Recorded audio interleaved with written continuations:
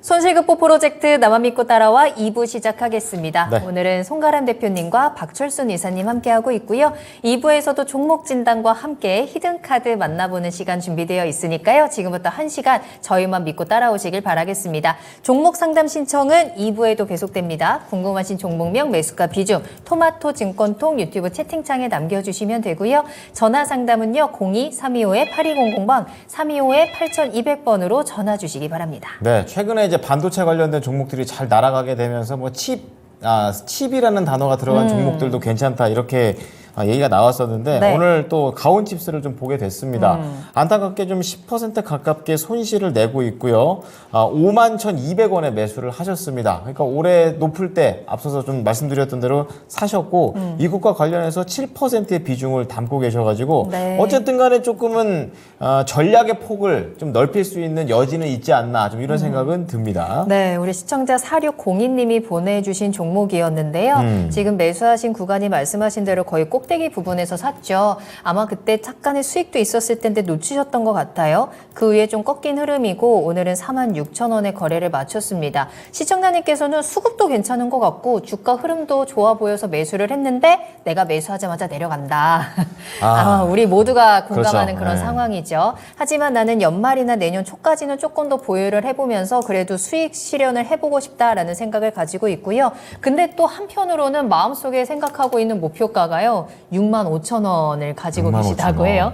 간 적 없어요. 65,000원이면 이제 계속 또 새로운 역사를 써 가야 되는 그런 가격대인데 만약에 내가 내년 초까지가 아니라 조금 더 장기적으로 간다면 65,000원까지는 갈 수 있는 건지 전망도 질문을 주셨습니다. 네. 자, 그럼 우선 박철순 이사부터 투자 의견 들어보겠습니다. 네. 이게 살까요, 팔까요? 아니, 보유할까요? 아니면 매도할까요? 보유입니다. 보유. 보유 갑니다. 송가람 대표는요? 네, 보유입니다. 보유. 네. 자, 우선은 가져가자고 말씀을 해주셨는데 이사님부터 좀 얘기를 들어보겠습니다. 네, 일단은 이 회사는 사실 뭐 요새 너무 많이 핫하기 때문에 뭐 디자인 하우스 관련된 회사인 거는 아마 다들 알고 계실 것 같습니다. 네. 그래도 모르시는 분들이 있을까봐 간단하게 설명드리면 네. 이제 반도체 설계하는 팹리스 업체에서 이 회사한테 이제 위탁을 맡기면 이 회사가 다시 파운드리 업체에다가 주문을 넣고 파운드리 업체에서 위탁 생산을 하면 이걸 다 받아서 다시 팹리스 업체에 주는 이런 기본적인 구조를 갖고 있다고 보면 되는데 그래서 이게 중간에서 이게 팹리스와 그 다음에 파운드리의 연결고리 역할을 하고 있는 회사 중에 하나가 가온칩스라고 보시면 되고요. 사실 이게 지금 왜 중간에 연결고리가 필요하냐? 그냥 팹리스가 그냥 가가지고 파운드리 업체에다 맡기면 되는 거 아니냐? 근데 AMD 정도 되지 않으면 삼성전자에서 받아주지 않습니다. 자, 이게 워낙 많아요, 생각보다 팹리스 업체들이. 그래서 검증도 안 된 팹리스 업체들을 일일이 다 소화하다가는 이거 삼성전자 입장에서는 돈 벌 사업도 많은데 그렇죠. 기회비용을 날릴 수가 있거든요. 그래서 이런 가온칩스와 같은 디자인하우스 회사가 필요하다고 보시면 될 것 같아요. 그래서 중간에서 얘네가 검증도 해주고 더 빠르게 검증을 통해서 위탁을 맡길 수 있게 도와주는, 최적화시켜주는 과정을 이 회사가 담당한다고 보시면 됩니다. 그래서 이 회사는 사실 시스템 반도체의 어떤 설계 경험이 굉장히 많아요. 그래서 축적된 노하우도 있고 기술력도 있기 때문에 이걸 바탕으로 해서 팹리스 기업들을 컨설팅 해줄 수 있다? 이렇게 이해를 하시면 될 것 같습니다. 그래서 계속적으로 고객사가 확보가 되고 있는 과정이기 때문에 이 디자인하우스 쪽에서는 가온칩스 계속 봐야 되는 대표 기업 중에 하나라고 보시면 될 것 같고요. 네. 두 번째는 이제 신규 고객사 확대가 계속 전망이 됩니다. 왜 그러냐면은 지금 AI가 계속적으로 확대가 되다 보니까 지금 시스템 반도체의 종류, 그 다음에 수요가 굉장히 많이 늘어나고 있습니다. 그리고 자체적으로 이제 반도체 칩을 개발하려고 하는 수요자가 굉장히 많아지고 있기 때문에 지금 이 회사를 컨트롤할 수 있는, 도와줄 수 있는 디자인 하우스가 굉장히 필요한 상황이고요. 이 팹리스 업체들이 반도체를 만들려고 하다 보니까 뭐 TSMC라든지 아니면은 우리나라의 이제 삼성전자 이런 위탁 업체가 필요한데 지금 사실 이 가온칩스가요. 공식 파트너사입니다. 삼성전자와. 그렇기 때문에 이 회사를 거치는 게 어떻게 보면 가장 빠른 통로 중에 하나가 될 수가 있는 거죠. 그래서 계속적으로 이 AI 시장 성장에 따라서 고객사가 자연스럽게 확대되는 현상이 나타날 것 같아서 올해보다 내년이 좀 더 기대가 되는 상황인 것 같습니다.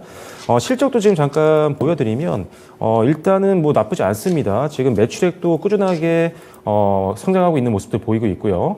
작년에 39억 원대 영업이익이었지만 올해 42억 원대까지 무난하게 좀 성장을 하고 있는 상황입니다. 특히나 사실 올해 뭐 초반부터 시작해서 이런 디자인 하우스라든지 이런 쪽이 부각이 된 건 아니었기 때문에 이제 좀 더 실적을 더 기대해 볼 수 있는 시점이 왔다 이렇게 보시면 되고요. 따라서 지금 올해 실적보다는 내년 실적을 좀 더 기대해 보시면 될 것 같습니다.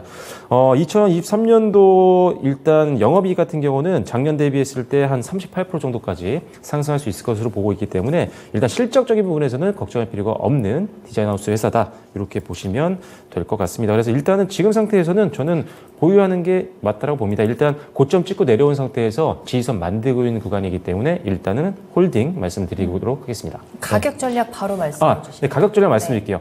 이게 지금 빠지고 있는 중이었다면 저는 일단은 현금화를 말씀드리려고 했는데 다행히도 지금 주가 하단 부분에서 주요 매물대가 이제는 지지대 역할을 해주고 있는 상태입니다. 그래서 지금 목표가는 제가 전고점이죠. 55,000원으로 제시를 해드릴 거예요. 여기만 가도 사실 지금 수익권에서 나올 수가 있으시겠지만 지금 매수가가 얼마신지 51,000원입니다. 네, 51,000원이시니까 네. 일단 너무 그럼 작은 수익입니다. 그리고 이게 전고점까지 간다는 보장은 없거든요. 그래서 저는 제가 봤을 때 반등 나오면 일단 지금 비중이 7%밖에 안 되시니까 한 10% 정도에서 한 15% 이내로 해서 조금 추가 매수하셔서 전고점 되기 전에 저항 나오면 일단은 빠르게 수익 실현하시는 게 좋을 것 같습니다. 다만 일단 1차 목표가는 전고점인 55,000원, 그 다음에 손절 라인은 43,000원으로 제시를 해드리도록 하겠습니다. 네. 어쨌든 뭐 수익을 내고 나올 수 있어서 좀 다행인 것 같습니다. 자, 이어서 송가람 대표 역시 이 종목을 더 가지고 가자라는 관점이신데요. 어떠한 근거들이 좀 있으실까요? 이 가온칩스 같은 경우에는 말씀해 주신 것처럼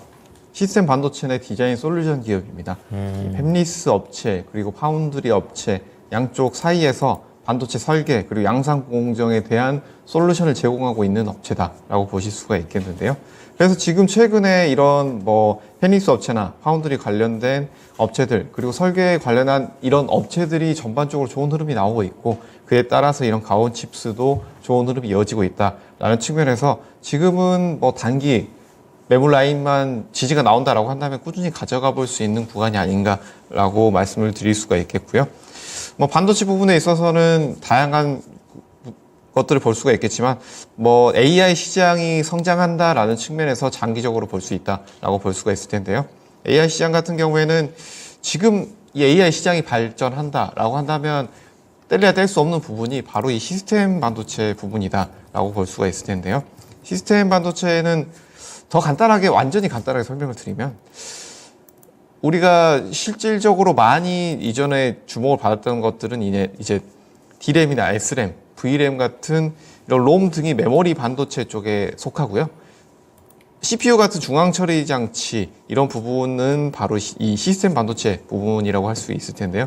이 시스템 반도체 부분은 AI 쪽이 성장을 하면 할수록 지속적으로 성장을 할 수밖에 없고 그리고 이 성장 부분에 있어서 고도의 회로 설계 기술이 필요한 부분이 있기 때문에 여기에 관련된 기술을 가지고 있는 가온칩스는 장기적으로 볼 수 있는 회사가 아닌가라는 점도 함께 말씀을 드리겠습니다.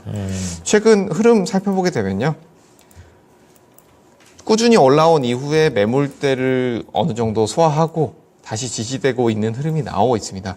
그래서 여기에서는 단기 매물대인 44,000원대 이 라인에서 거래대금 늘어나면서 지지되지 않는 흐름이 나오지 않는다면 어느 정도 물량을 축소하고 다시 매수하는 전략으로 접근해 보시는 것이 좋겠고 이 지지라인 유지가 된다라고 한다면 단기 고가인 55,000원까지 목표가를 보실 수 있겠다라는 점 함께 말씀을 드리겠습니다. 네. 자, 어떻게 보면 두 분의 의견이 똑같이 나왔기 때문에 거의 목표가 손절가 비슷합니다. 그래서 조금 더 도움이 많이 되실 것 같은데요. 관련해서 정리해 드리도록 하겠습니다. 자, 가온칩스, 박철순 이사, 송가람 대표 모두 다 가져가자는 관점이시고요. 목표가 동일하게 55,000원, 손절가 박철순 이사 43,000원, 송가람 대표 44,000원입니다. 네. 자, 그럼 저희 다시 한번 스피드 종목 진단 출발해 보겠습니다. 2부에는 조금 더 빠르게 달려가 볼 예정이니까요. 네. 여러분들께서도 1부에 채택되지 못해서 아쉬우셨던 분들 2부에 도전해 보시길 바라겠고 지금 TV로 보고 계신 분들도요. 채팅창 들어오시길 바라겠습니다. 종목명, 매수가, 비중과 함께 또 매수 문의 남겨주시면 좋을 것 같아요. 전화 상담도 가능합니다. 02-325-8200번, 325-8200번입니다. 자, 그러면 첫 번째 종목은 김정임 님께서 올려주신 종목입니다. 네. 바로 FNF 의류 관련해서 올려주셨는데 이거를 이제 12만 원에 사셨어요. 12만 원 정도면은 올해 9월인가요? 이 정도 좀 매수를 하셨던 것 같고 15%의 비중을 담으셨습니다. 그래가지고 이제 이것과 관련해서 앞으로 어떻게 가져가야 될지 너무 오래 들고 있어서 힘드시다. 뭐 이렇게 얘기를 하셨는데요. 오늘도 약간 또 상승세가 좀 나와주고 있는 그런 모습입니다. 네. 자, 다시 한번 이 추세 자체가 좀 바뀌어질 수는 있는 건지 알아보겠습니다. 자, 이사님, FNF 좀 살아날 수 있을까요? 일단 지금 가격이면은 더 빠지는 것보다는 저평가 매력이 있다라고 보는 게 저는 맞다라고 보고 있는 중입니다. 일단은 이 좀 아쉬운 상황이에요. 이 회사가 돈을 못 버는 회사가 절대 아니거든요. 지금 실적 보시면 아시겠지만 뭐 꾸준합니다. 아주. 매출액도 마찬가지고요. 그 다음에 영업이익도 꾸준하게 연도 단위로 계속 성장하고 있는 상황이고 올해도 어떻게 보면 작년보다 훨씬 더 실적이 좋은 상황인데 이 회사가 일단은 주가가 굉장히 오랜 기간 동안 밀렸던 이유는 좀 몇 가지가 복합적으로 좀 약간 겹쳤기 때문이라고 보여집니다. 주가가 지금 보시면 올해 상반기 때는 굉장히 좋았거든요. 그리고 나서 쭉 계속 밀리다가 중반에 저점 만들고 나서 그다음 반등이 좀 나올 줄 알았는데 아쉽게도 일부 반등 나오고 나서 다시 쭉 밀리는 모습이 나오고 있습니다. 여러 가지가 있는데 일단은 지금 이 회사가 여름 들어서 사실 증권사에서 조금 부정적인 리포트가 좀 많이 나왔었어요. 뭐 팔자 이런 내용의 리포트는 안 나오는 시절이었기 때문에 그 당시에 목표가를 좀 낮추는 리포트가 좀 많이 나왔습니다. 이유가 뭐였냐면 이 회사가 중국에서 차지하고 있는 어떤 매출을 뽑아내는 비중이 굉장히 큰 회사인데 중국 경기에 대한 어떤 불안감이 굉장히 극대화되고 있는 시장이었기 때문에 그 당시에는 증권사에서 그렇다면은 중국 경기 하반기에도 좀 안 좋을 것 같은데 그렇다면 이 FNF의 중국 법인들 같은 경우 출점되어 있는 매장 같은 경우는 조금 더 충격을 받을 수 있겠구나. 그렇다면 지금 내가 상반기에 설정했던 주가 목표가는 맞지 않겠다. 좀 더 낮춰야겠다 해서 하향 리포트가 나오니까 주가가 그때부터 좀 많이 맥을 못 추는 느낌이 좀 있습니다. 거기다가 이제 사실 의류업종들은 단가가 높은 제품을 팔게 되는 이제 4분기 이때가 이제 성수기거든요. 겨울 추울 때가. 근데 올해가 생각보다 추웠던 것 같기도 하면서 또 제가 보기엔 또 안 추운 것 같기도 하고요. 오락가락해요. 네, 그렇죠. 추워다. 네. 근데 생각보다 따뜻한 날이 많았잖아요. 맞아요. 지금 최근 한 2주 동안도 굉장히 따뜻했었고. 맞아요. 그러다 보니까 이 의류주의 수급이 좀 안 쏠리는 모습도 좀 있는 것 같아요. 추우면 또 의류주를 많이 보게 되는 것들이 좀 있긴 패딩 하거든요. 사야죠. 네. 그래서 이런 것들이 좀 아쉽고 따뜻한 날씨가 주가에도 좀 안 좋은 영향을 주는 게 아니라 안 좋은 영향을 줄 수도 있지만 실질적으로 비싼 단가를 가지고 있는 겨울우유가 좀 안 팔릴 수가 있기 때문에 실질적으로 이게 실적에도 영향을 줄 수가 있거든요. 그래서 일단 내수 쪽에서 따뜻한 날씨 때문에 좀 피해를 본 게 분명히 있는 것 같고 그다음에 중국 시장에서의 이 부진에 대한 우려감 때문에 지수가 맥을 좀 못 쳤던 것 같습니다. 하지만 지금 주가 수준이라면 저는 팔 때는 아니라고 봅니다. 왜냐하면은 실적이 안 나오는 회사가 아니거든요. 그리고 지금 이번 달 들어서 특히나 이번 주에도 오히려 최근에 테마라든지 반도체들도 올랐던 것들 오늘 막 밑으로 꽂는 종목들이 굉장히 많았어요. 급등했던 종목들 연말에 뭐 양도세 회피 물량에 대한 어떤 우려감도 남아있는 상태이기 때문에 지금 차익률이 계속 나오는데 반대로 이번 주에 좀 올랐던 종목들을 보면 낙폭 과대 종목들이 굉장히 많았었거든요. 그래서 이번 주에도 그렇고 12월 달 저점 만들고 나서는 뭐 무난한 반등이 좀 나오고 있는 것 같습니다. 그래서 지금 같은 시장 어떤 수급의 어떤 흐름들 그리고 낙폭 과대주들이 좀 더 집중받을 수 있는 환경이 좀 만들어지고 있기 때문에 FNF라면 좀 더 지켜봐도 될 거라고 보고 있고요. 올해 기대치가 굉장히 많이 낮아졌기 때문에 내년 기저효과를 바라보면 상당히 좀 부각이 될 수 있는 부분들이 있다고 봅니다. 중국 시장 조금 예상했던 계획대로 전략대로 이 MLB 쪽 브랜드 같은 경우는 매장을 많이 늘리지 못했거든요. 근데 이게 지금 이제 서서히 좀 늘릴 수 있는 환경들이 만들어지고 있어서 내년에는 FNF가 가지고 있는 어떤 비전들을 계속적으로 실제로 옮기면서 좀 더 외형 성장과 더불어서 실적 성장도 기대해 볼 수 있을 것 같습니다. 뭐 실적은 이미 뭐 계속 좋았지만 조금 더 성장률을 더 높여나갈 수 있는 해가 내년이 되지 않을까. 그렇다면 지금 가격은 너무 싸다. 지금 포워드 12개월 PER 보면은 5배 수준밖에 안 되거든요. 그러니까 엄청나게 싼 거죠. 그래서 중장기 좀 종목, 무난한 종목을 좀 원하시는 분들이라면 이 종목 좀 보시면 저는 개인적으로 좋겠다는 생각이 듭니다. 그래서 오랜 기간 좀 가지고 계셔서 조금 많이 힘드시겠지만 여유 자금이라고 하신다면 일단은 홀딩 하시면서 일단 지금은 뭐 목표가를 잡는 게 의미가 있을지 모르겠지만 지금 뭐 저항이 나올 수 있는 구간이니까요. 11만 5천 정도가 200일선과 그 다음에 9월달 고점이 만나는 구간이기 때문에 저항이 좀 생길 수가 있습니다. 그래서 여기서 한번 저항 나올 수 있으니까요. 그때 한번 현금화 시키셨다가 뭐 다시 한번 눌림목 공략하셔도 좋고요. 충분히 뚫고 갈 수 있는 그런 힘이 있는 회사니까 2차 목표가까지 잡아드리도록 하겠습니다. 2차 목표가는 13만 5천 원입니다. 그래서 좀 길게 끌고 가시면 내년에는 분명히 뭐 작년과 올해 평균 정도 가격까지 간다고 본다면 충분히 수익권까지도 도전해 볼 만한 종목이라는 판단입니다. 네. 자, FNF 관련해가지고 1, 2차 목표가 나눠드렸고, 내년까지 봤을 때 오히려 또 긍정적으로 볼 수 있는 부분들이 많기 때문에 한번 기대해 보시면서 결정을 해보시면 되겠습니다. 네. 다음 상담은요. 제 것도 부탁드려 봅니다. 라고 하신 무환님의 종목 하나솔루션. 네, 네. 자, 매수가가요. 45,000원에 매수를 하셨고요. 비중은 7% 가지고 계시거든요. 제가 좀 비싸게 산 것 같아요. 라고 하셨는데 최근에 계속해서 이 3만 원대에서 좀 머물러 있는 상황이기는 하네요. 그러네요. 네. 시청자님 45,000원이면 좀 가지고 계신 지도 좀 되셨습니다.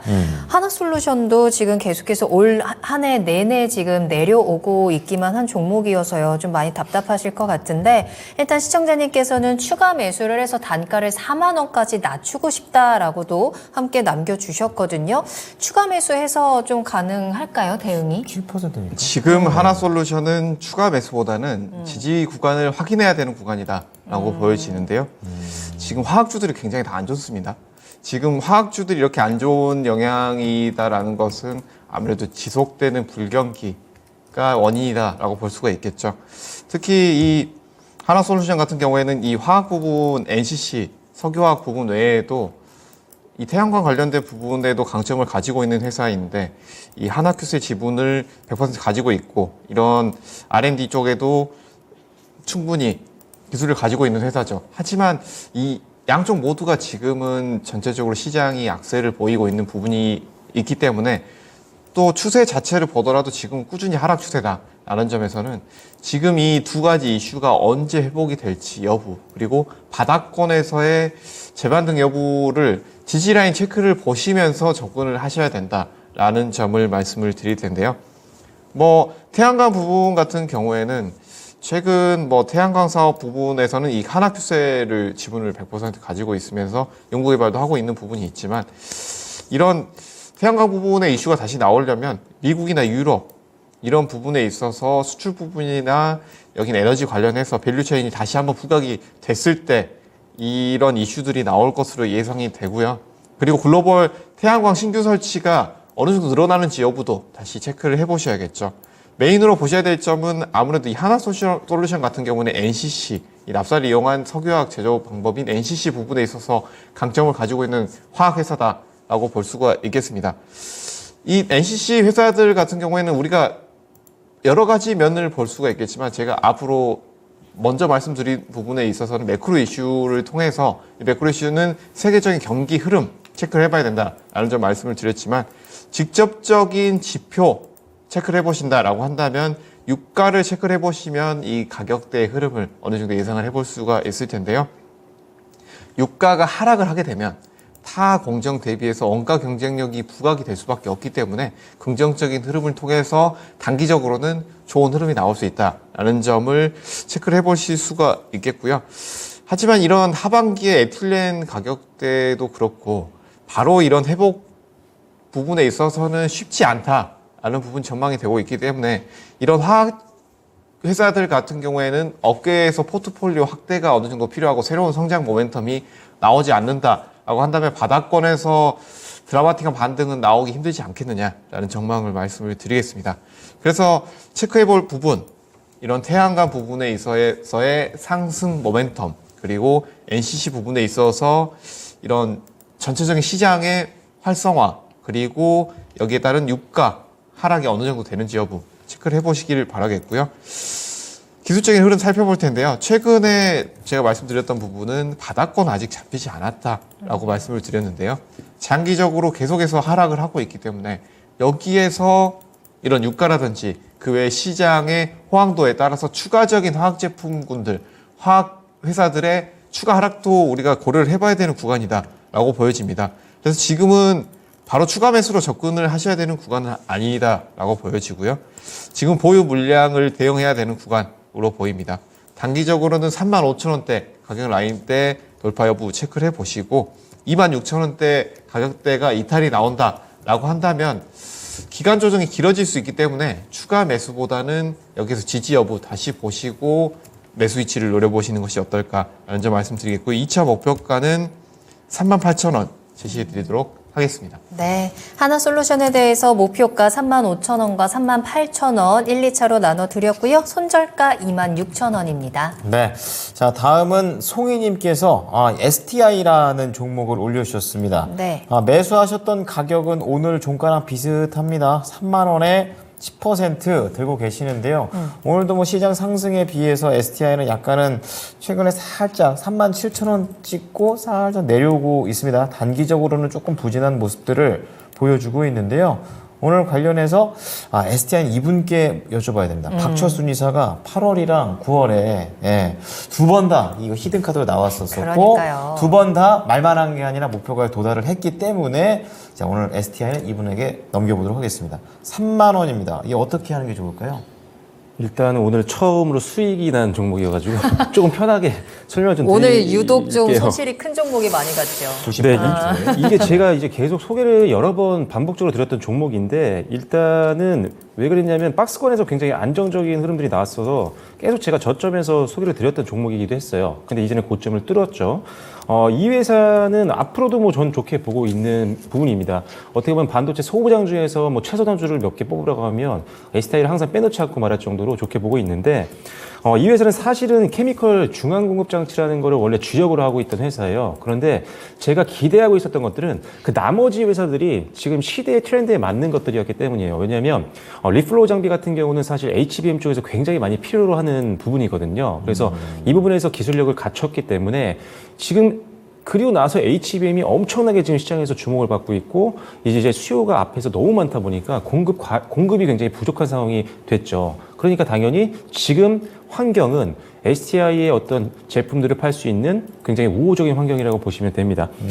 그리고 거기다가 이제 얘네가 이제 목표 대수가 있었어요. 리플로이 장비에 대해서. 근데 조기 달성을 했습니다. 그래서 15대를 채웠기 때문에 15대를 이미 이런 부분에서 이제 실제로 이 제품들이 얘네가 갖고 있는 이 리플로이 장비가 검증을 끝내고 이제 기대감만 있는 게 아니라 실제로 팔리고 있구나. 이렇게 이해를 하시면 되고 생각보다도 더 빠르게 수주가 조기에 완료가 됐다. 이런 내용도 기억을 하시면 되겠습니다.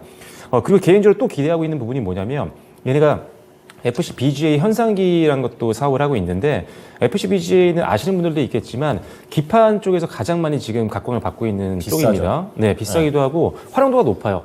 오늘 제가 준비한 것도 약간 이쪽에 관련된 거기도 한데 이게 FC-BGA가 앞으로 일단은 간단하게 말씀드리면 굉장히 많이 필요한 시대입니다. AI 때문에. 그래서 반도체가 많이 필요로 하고 그러면 이 기판도 많이 필요로 한데 이 현상에 관련된 사업도 하고 있기 때문에 지금 이 회사가 하고 있는 몇 가지 기존 옛날 사업 말고요. 그건 안정적으로 수익을 뽑고 있고 나머지 사업들이 지금 시대가 요구로 하는 사업을 하고 있기 때문에 일단 과거보다 주가가 더 올라갈 수밖에 없는 그런 상황이라고 보여집니다. 지금 주가가 11월 달에 고점 만들고 좀 조정을 받아서 좀 걱정이 되실 것 같아요. 약간의 수익 구간이기 때문에 뭐 이거 내일도 왔다 갔다 할 수 있는 구간이잖아요. 그래서 걱정이 되시겠지만 저는 일단은 요 종목은 121선 무너지지 않으면 좀 더 들고 가셔도 될 것 같습니다. 전고점 한번 다시 한번 도전을 해볼 수 있는 종목이니까요.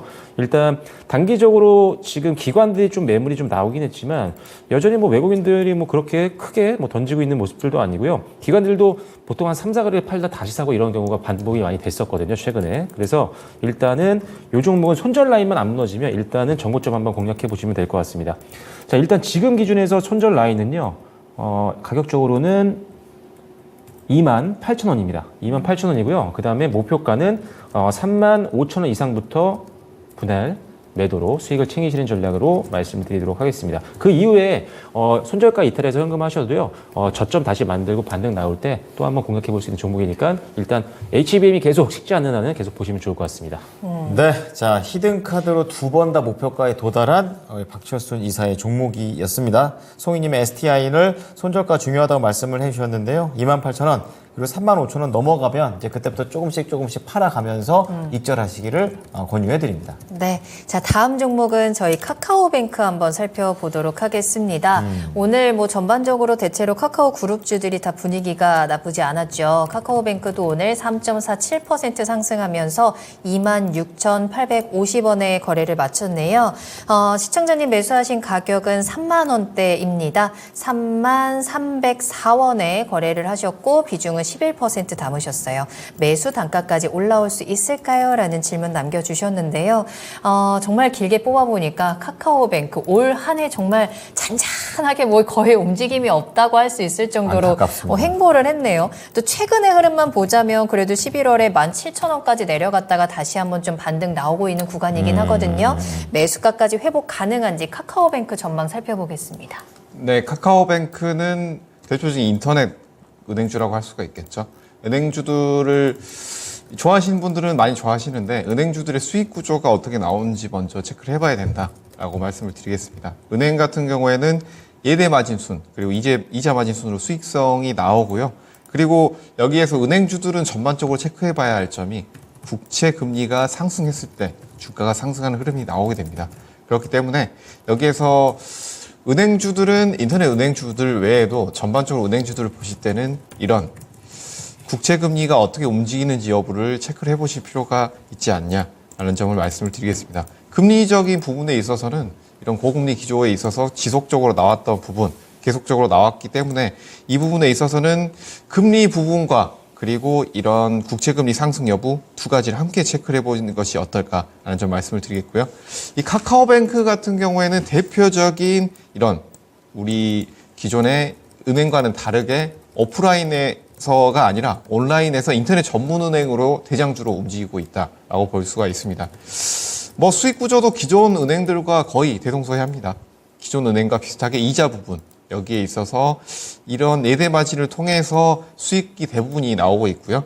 이 매출액이 여기에서 대부분 나오고 있고 매출액도 꾸준히 증가하고 있는 부분이 있기 때문에 여기에 있어서는 굉장히 좋은 장점이다라고 볼 수가 있습니다. 카카오뱅크 같은 경우에는 가장 큰 장점이 기존 은행들에 대비했을 때 매우 높은 영업 이익률이다. 라고 볼 수가 있을 텐데 이 카카오뱅크 같은 경우에는 20%에서 24% 정도의 높은 영업이익률을 가지고 있는데요. 기존 은행과 대비했을 때는 2배에서 3배까지도 높은 영업이익률이 나오고 있다라고 할 수가 있습니다.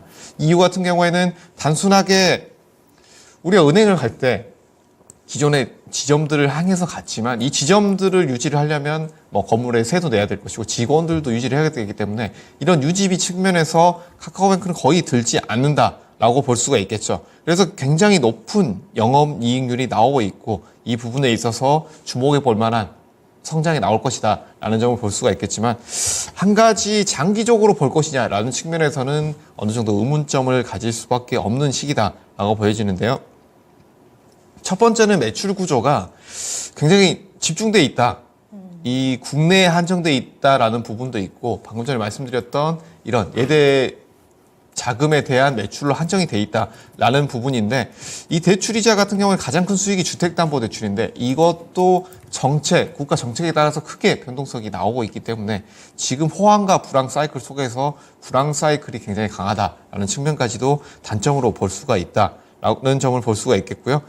이런 카카오뱅크의 경쟁사들은 기존의 시중에서 강했던 이 4대 은행사들이라고 볼 수가 있는데 이 4대 은행사들의 행보를 지금 최근 살펴보면 대리점들을 축소를 하고 인터넷 부분에 강화를 하고 있다라는 측면을 보게 된다면 이 카카오뱅크의 장점이었던 높은 수익률 이 부분에 있어서 대형 4대 은행들도 충분히 따라오지 않겠느냐라는 측면을 볼 수가 있기 때문에 첫 번째 말씀드렸던 이 장점 부분을 대형 은행주들이 어느 정도 따라오면서 상쇄하는 흐름이 나오지 않겠느냐라는 측면에서 저는 장기적으로 봤을 때는 이 카카오뱅크는 이런 대형 은행주들의 쫓아오는 흐름을 어떻게 대응할 것인지라는 부분에 있어서는 의문점을 가질 수밖에 없는 시기다. 라는 점을 말씀을 드리겠습니다. 그래서 이 본질적인 은행업 부분에 있어서 카카오뱅크가 지금의 이런 높은 이익률에 유지를 할 수 있을지 여부는 고민해봐야 된다라는 측면을 말씀드리겠고 그래서 기술적인 흐름을 살펴보게 되면 35,000원대 이 가격대를 보고 계신다라고 하셨는데 지금 같은 경우에는 이런 은행주들의 흐름이 약세라는 측면에서 카카오뱅크도 꾸준히 상승 모멘텀은 나오지 않을 것이다 라는 생각을 하고 있기 때문에 지금은 바닥권에서 거래대금을 늘리면서 상승 흐름이 나오고 있지만 여기에서 24,000원대 지지라인 이탈이 나온다면 물량을 축소하시는 것을 말씀을 드리겠고요. 1차적으로 31,000원대 이 가격대에서는 물량 축소 그리고 2차 목표가는 34,000원대 까지 보시면 될 것으로 보입니다. 네, 24,000원 손절가 반드시 지키셔야 할 것 같고요. 그래도 이 반등세가 조금 더 이어진다면 수익은 낼 수 있을 것 같습니다. 31,000원 비중 축소, 34,000원까지 목표가 잡아드렸습니다. 네, 자 경제지표 하나 나와서 말씀을 좀 드리겠습니다. 좋습니다. 네, 신규 실업수당 청구 건수 전월 대비해서는 개선이 되는 모습, 그러니까 실업자가 이제 줄어든 모습이 되겠고, 그리고 소매 판매 같은 경우에는 전월 대비해서 지금 마이너스 0.2였는데 0.3까지, 그러니까 소비가 좀 더 올라가는 그런 흐름을 보였습니다. 그래서 지금 CME 패드워치에서 금리 동결을 다음에도 할 것인가 관련된 가능성이 89에서 81로 내려갔고, 오히려 인상이 될 수 있다라는 게 뭐 크지는 않지만 10%대에서 18%까지 올라간 현재 상황, 동시에 좀 말씀을 드리겠습니다. 네. 자, 이어서 전화 받아보겠습니다. 시청자님 안녕하십니까? 예, 안녕하십니까. 네. 자, 어떤 종목 궁금하십니까? 갤럭시아 머니터리에 네. 뭐 비트코인 올라가는 거 보시면서 사신 거예요? 갤럭시아 머니터리 11,000원. 알겠습니다. 11,000원? 얼마 사셨다고요? 일주일 됐습니다. 일주일 되셨어요. 비중은 얼마나 되십니까? 예, 한 비중- 일주일 됐습니다. 예. 비중이 비중. 얼마나 되세요? 55%. 55%. 예. 자, 최근에 갤럭시아 머니터리가 비트코인 관련해가지고 소식 나면서 움직였던 것 같은데, 비중이 예. 참 많으십니다. 어떤 게 가장 궁금하세요? 그 앞으로 비전이 좀 있을까? 내년에 뭐 관광기도 있다 하고 이래서 네. 그래서 한번 해봤습니다. 알겠습니다. 좀 비중이 좀 많아서 조금 부담이 되는 부분은 있는데, 앞으로는 전망 좀 알아보면서 가져가야 될지 알아보겠습니다. 자, 박철순 이사 연결을 해 드릴 테니까 잘 진단 받아보십시오. 예. 네, 일단은 뭐 갤럭시 모니터리 워낙 지금 제가 봐도 STO 관련돼서는 뭐 대장주라고 해도 손색이 없는 기업이고 좋습니다. 문제는 이제 지금 오늘 방송 초반에 혹시 보셨는지 모르겠지만 최근에 이제 이런 테마성으로 좀 수급으로 급등했던 종목들이 연말 들어가서 엄청나게 지금 좀 차익 매물이 많이 나오고 있는 그런 상황이거든요. 그래서 그 부분이 조금 아쉽고, 사실 오늘만 아니었다면 조금 그래도 잘 버티고 있었는데 오늘 전저점이 좀 무너졌던 게 조금은 아쉬운 부분인 것 같습니다. 다만 일단은 뭐 앞으로 이 STO 사업 쪽 같은 경우는 계속 뭐 기대감을 가질 수밖에 없는 상황이고요. 그리고 갤럭시아 모니터리 같은 경우는 사실 블록체인 기술도 갖추고 있는 회사고, 뭐 발행부터 유통까지 해서 전반적으로 굉장히 많이 준비를 해놓은 회사이기 때문에 뭐 제가 봤을 때 그쪽 이 테마 그리고 이 분야에서는 사실 뭐 가장 뭐 중점적으로 봐야 되는 회사라고 봐도 무방하다는 생각이긴 합니다. 하지만 지금은 워낙 많이 기대감이 있고 많이 올라온 상태이기 때문에 기술적으로도 봐야 되는 부분들이 분명히 있거든요. 왜냐하면 굳이 지금 차익 매물 나오면서 주가가 밀리는데 나는 뭐 자유자금이니까 내년까지 끌고 갈 거야, 이렇게만 보실 필요는 없다라는 거죠. 잠시 빼놨다가 주가가 좀 어느 정도 내려와서 안정화가 되면 그때 다시 사면 또 더 많은, 더 싸게 주식수를 확보할 수가 있기 때문에 더 유리한 전략이 될 수 있습니다. 그래서 일단은 내년에 이제 토큰 증권 시장 출범에 대한 기대감이 있어서 분명히 한번 출렁일 수는 있지만 더 한번 치고 올라갈 수 있는 가능성은 저는 있다라고 보고 있긴 합니다. 그래서 지금 현재 오늘 같은 경우 외국인들과 기관들이 많이 던졌거든요. 지금 오랜만에 좀 동반 매도세가 좀 나오면서 낙폭이 10% 이상으로 벌어졌었는데 일단은 저는 이게 비중이 지금 50%가 넘으신다고 했던 네, 거죠. 55%. 네, 이러면 이제 대응이 좀 어려워지는 건데 일단은 저는 오늘 시간외에서도 지금 한 1.8% 정도 마이너스가 됐거든요. 그래서 내일 아마 시장이 좀 아주 좋지는 않는다고 한다면 더 낙폭이 커질 수 있어요. 네, 그래서 시장이 좀 반등이 나오면서 어느 정도 낙폭이 좀 제한이 되면 일단 비중은 제가 봤을 때는 최소 절반 이상은 줄이는 게 좋을 것 같습니다. 왜냐면 지금 일단 장대 음봉 나오면서 대량 매물이 출회가 됐고 시간 외에서도 지금 빠진 상태이기 때문에 내일 장중에 더 밀릴 수도 있어요. 지금 방금 경기지표도 발표가 됐었는데 뭐 긍정적이기보다는 약간은 부정적이잖아요. 그렇죠. 그래서 내일 혹시라도 이 영향 때문에 지수가 밀리면 오늘 밀렸던 종목들은 더 밀릴 수 있습니다. 그래서 제가 봤을 때는 내일 초반에 시장이 뭐 동시호가 때 반등이 나오지 않는다면은 일단 시초가에 아니면 동시호가 때, 그러니까 9시 전이죠. 그래서 동시호가는 아니면 최소한 시초가 때 일단은 절반 정도 비중 줄이시고 딱 저점 만들고 이제 바닥을 만들었구나 눈으로 봤을 때, 그리고 나서 반등이 나올 때, 그때 그 나머지 현금화 시켰던 돈을 베팅을 하시면 조금이라도 지금 매수하신 가격보다 낮출 수 있을 겁니다. 분명히 내일은 좀 빠질 확률이 높다라고 보고 있기 때문에 일단 최소한 비중을 절반 줄이시거나 아니면 잠시 하실 수 있다면 그러면 현금화 시키셨다가 하락하는 거 끝나는 거 보고 다시 매수하시고 또 내년을 기다리시면 좋을 것 같아요. 일단은 지금은 흔들림이 있는 건 차익 매물 때문이니까 이 회사의 문제는 아닙니다. 다만 내년까지 본다고 하면 충분히 기대감이 있는 회사니까요. 계속 보시면서 이런 기술적인 어떤 차익 매물만 좀 조심하면서 타이밍을 잡으시면 좋을 것 같습니다. 그래서 일단 지금 상태에서 그래도 잡아드려야겠죠. 제가 보는 지금 손절 라인은요. 짧게 잡아드릴 수밖에 없습니다. 이거는 1,500원입니다. 1,500원이 손절 라인이고요. 목표가는 지금 매수가보다 당연히 위로 가야겠죠. 일단 1차적으로는 당연히 고점에서 윗골이 가장 상단 부분입니다. 14,000원입니다. 1차적인 목표가는 당연히 전고점인 14,000원 정도로 보시면 될 것 같고요. 그 다음에 손절 라인은 방금 말씀드렸던 가격 참고하시면 좋을 것 같습니다. 네, 시청자님 더 가지고 가셔도 된다고 합니다. 궁금한 거 해결되셨습니까? 예. 이야기 잘 들었습니다. 네, 수익 낼 수 있다고 하니까 잘 참고해 주세요. 예.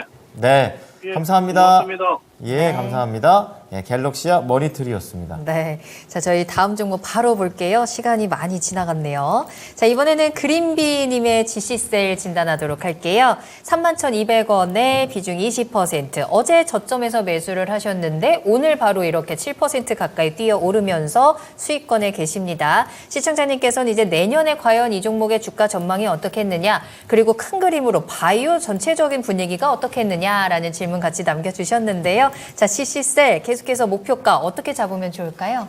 이 GC셀 바닥권에서 잘 잡으신 것 같네요. 여기에서 저점에서 지금 수익권이기 때문에 내년까지 보신다고 하시고 그리고 장기적으로 제약주들 전체적인 흐름까지 진단을 하면서 접근을 하시는 것은 굉장히 좋은 접근 생각이라고 생각이 됩니다.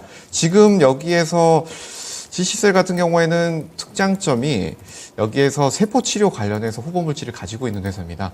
이 회사 같은 경우에는 이런 임상 예정 중인 다양한 제약 회사들 중에 하나고 거기에 또 한 가지 이런 FDA 승인 이슈까지 있고 그 외에도 이런 세포치료 기술을 가지고 있는 이 명확역 항암제도 개발을 하고 있습니다. 항암제 이슈가 나온다라고 한다면 이 GC셀도 좋은 움직임이 나올 수가 있겠죠. 제약주들의 전반적인 내년 상반기 흐름 체크를 해본다라고 한다면 우리가 여러 가지 사항들을 고려를 해봐야겠지만 제약주들은 첫 번째가 이런 파이프라인, 앞으로의 기대, 임상 이런 것들이 첫 번째라고도 할 수가 있겠지만 주가가 꾸준히 올라가는 회사들은 다른 회사들과 마찬가지로 매출이 잘 나오고 수익 모델이 잘 나오는 회사들이다라고 볼 수가 있습니다. 그래서 이런 기존에 우리가 이번 올해의 흐름을 우리가 반출해보면 유한양행 같은 회사들, 여기서 현재 매출이 잘 나오고 있는 대형 제약사들 같은 경우에는 제약주들이 이런 코로나 이슈로 많이 올랐던 제약주들 같은 경우에는 지금 힘을 못 쓰고 있지만 이런 매출이 잘 나오고 있는 대형 제약주들 같은 경우에는 그래도 주가가 잘 올랐죠. 잘 지지가 나오고 올랐던 측면이 있기 때문에 제약주 전체적인 흐름을 보신다라고 한다면 이런 대형주들이 매출이 잘 나오는 대형주들 위주로 좋은 상승 흐름을 이어간다면 중소형주들도 이런 순환매가 나올 수 있는 측면 체크를 해보시면 좋을 것으로 보이고요. 그리고 기존에 제가 방금 전에도 말씀드렸지만 이런 임상을 앞두고 있는 회사들 같은 경우에 이런 임상 결과, 연구 결과들이 발표가 나올 때마다 여기에 관련된 업종들 전반적으로 흐름이 나올 수 있기 때문에 이 전체적인 흐름은 반드시 나올 것이다 라고 볼 수가 있겠지만 이 GC셀 같은 경우에는 개별적인 이런 이슈들을 가지고 있는 회사들이기 때문에 이런 세포치료제라든지 특수치료제를 가지고 있는 회사들은 개별적인 이슈들을 꾸준히 추적해서 관찰해야 된다라는 측면을 말씀을 드리겠고요. 내년 전망을 말씀해 주셨으니까 내년 전망 같은 경우에는 이런 매출이 잘 나오는 대형주들이 먼저 움직임이 나올 것으로 보이고요. 그 이후의 흐름을 본다라고 한다면 특수치료 제약 부분에 있어서 먼저 흐름이 나올 것으로 보이는데요. 첫 번째로 이 비만 치료제 부분, 그리고 의료 AI 부분, 치매, 그리고 탈모 관련된 치료제까지 특수치료제 관련된 부분을 추가로 함께 지켜보시면 좋을 것으로 보이고요. 이 GC셀 같은 경우에는 이 세포 치료 부분, FDA 허가 부분, 이런 개별적인 이슈들이 나올 때마다 흐름이 어떻게 나오는지 여부 함께 체크를 해보시면 좋을 것으로 보입니다. 지금 기술적인 흐름을 살펴볼 텐데요. 저점에서 굉장히 잘 잡으셨는데 지금 거래대금이 크지 않은 상황이니까 여기에서는 거래대금이 커지면서 이 35,000원대 라인대 돌파 여부 체크를 해보시면서 이 라인이 돌파가 나온다라고 한다면 이 4만원대 재돌파 여부 체크를 해보시고 손절가 3만원 짧게 제시해 드리도록 하겠습니다. 네, GC셀은 계속해서 이 GC셀이 가지고 있는 뭐 임상이라든지 FDA 승인이라든지 이런 이슈들을 꾸준히 추적하면서 좀 대응을 해보시는 게 좋을 것 같고요. 네. 내년 전망도 나쁘지는 않습니다. 손절가만 반드시 기억하시면서 우상향하는 모습 보셔도 될 것 같고요. 손절가는 3만 원입니다. 자, 오늘 GC셀까지 보도록 하겠습니다. 네. 자, 글로벌 증시 상황 체크를 해보겠는데요. 이게 시차를 두고 유럽 증시는 상승을 합니다. 이제 미국 증시, 그리고 아시아 증시, 그리고 이렇게 유럽으로 가는데 유럽들로 오르고는 있지만 장 초반 대비해서는 약간은 상승폭이 좀 축소되는 그런 경향으로 움직이고 있고요. 앞서 10시 반에 이제 견조한 지표들이 나와 버렸죠. 통상 이렇게 되면 금리 인상에 대한 그런 부분들이 나오게 되기 때문에 지금 다우지수 선물과 나스닥 지수 선물 좀 체크를 하고 있는데 그때 발표하자마자 잠깐 둘 다 떨어졌다가 다시 올라가고 있고 굳이 차이점을 얘기하자면 나스닥이 조금 더 회복력이 떨어집니다. 이러한 움직임으로 나오고 있기 때문에 지금 현재 다우가 0.4 그리고 나스닥 지수 0.39% 정도의 상승세를 현재는 유지하고 있습니다. 네, 여러분들 너무 흔들리지 마시고요. 저희에게는 히든카드가 있으니까요. 저희 히든카드 만나러 가보겠습니다.